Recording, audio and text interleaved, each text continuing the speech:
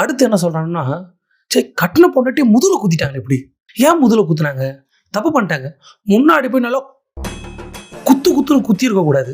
குத்தாம பேசி சரி பண்ணியிருக்கணும்னு சொல்ல வந்தேன். வேற எதுவும் இல்ல. முதுகுல குத்திட்டாங்களா? 2021லேருந்தே ஒரு ஆளு முதுகுல இல்லையா கொடூரமா அந்த மனசு எவ்வளோ கஷ்டப்பட்டுருக்கோம். அவங்கள பத்தி யாராவது யோசிச்சாங்களா? கஷ்டப்பட்டவங்க பொறுத்து இருந்து கேஸ் குடுத்துருக்காங்க. கேஸ் குடுத்தது தப்பாம். இவரு எப்படி ஜாலியா இருந்தது ரைட்டாம். அப்படி கேஸ் குடுத்துட்டா முதுகுல குத்திட்டாங்கன்னு அர்த்தமா? இப்போ எத்தனையோ பேர் லவ் பண்றாங்க, கல்யாணம் பண்றாங்க. இப்படி கல்யாணம் பண்ணும்போது இல்லை லவ் பண்ணும்போது அஃபேர் வச்சுக்கிட்டா, அஃபேர் வச்சுக்கினவன் நல்லவன். ஏன்டா அஃபேர் வச்சுக்கிட்டே உன்னை விட்டு நான் போறேன்னு சொல்றவங்க கெட்டவங்க. முதுகுல குத்துறீங்க. ஏன் என்ன முதுகுல குத்துற? கேர்ள் ஃப்ரெண்ட் நான் அஃபேர் தானே வச்சுக்கிட்டேன், அதுக்காக நீ விட்டு போலாமா? எனக்கு அஃபேர் இருக்குன்னு சொல்லலாமா? என் முதுகுல குத்திட்ட அப்படி சொன்னா எப்படி முட்டாள்தனமா இருக்கும்? முட்டாள்தனம் இவங்களை பொறுத்தவரைக்கும் அது அறிவு. யார் வேணா எத்தனை அஃபேர் வேணா வச்சுக்கலாம். அதை வந்து தட்டி கேட்டா நான் வெளியே போற டிவோர்ஸ் ஒன்றுன்னு சொன்னா அது முதுகுல குத்துறது. இதாண்டா அவங்க சட்டம். என்னடா கருமம். அவருக்கு விருப்பம், இவங்களுக்கு விருப்பம், புரிஞ்சு பிரியறது வேற.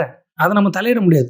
2 பேரும் மியூச்சுவலாக அண்டர்ஸ்டாண்ட் பண்ணி பிரியறாங்கன்னா வேற. பல நடிகைகள் பல செலிபிரிட்டிலாம் அப்படி தானே பிரியறாங்க. அதெல்லாம் பேச முடியாதுல்ல. இவங்க வந்து கம்ப்ளைண்ட் பண்ணியிருக்காங்க. கம்ப்ளைண்ட் பண்ணா பாதிக்கப்பட்டவங்க கூட இல்லாம அவங்களே திட்டுறீங்க, அசிங்கமா திட்டுறீங்க, என்னென்னமோ பேர் சொல்லி திட்டுறீங்க, வாயில சொல்ல முடியல. அது சரியா? அப்ப நீங்க அவளை திட்டினா நான் விஜய் சப்போர்ட் பண்ணுவேன்ல. தமிழ்நாடே அழிக்குதுப்பா விஜய்.